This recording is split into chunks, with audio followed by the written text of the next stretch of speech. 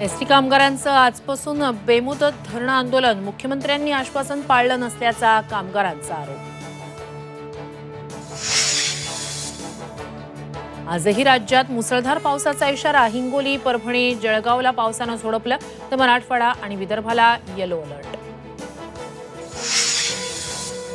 माधवीपुरी बूच यांनी प्रचंड त्रास दिला. माझ्या मुलालाही वेगळं करण्याचा प्रयत्न. सेबी प्रमुख माधवीपुरी बूच यांच्यावर डॉक्टर सुभाष चंद्रांचे गंभीर आरोप.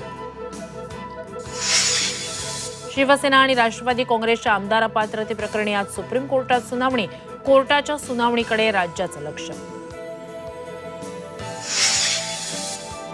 शरद पवारांचा कोल्हापूर दौरा. आज केशवराव भोसले नाट्यगृहाची करणार पाहणी, तर शरद पवारांच्या उपस्थितीत समर्जित घाटगेंचा पक्षप्रवेश होणार.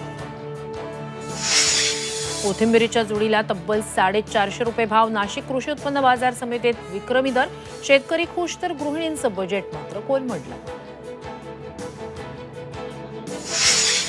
पुण्यातील 2 हत्येच्या घटनांबाबत धक्कादायक माहिती. मोबाईल हॉटस्पॉट न दिल्यानं फायनान्स मॅनेजरची 3 अल्पवयीन मुलांकडून हत्या, तर वनराज आंदेकर खून प्रकरणी 5 जणांना अटक.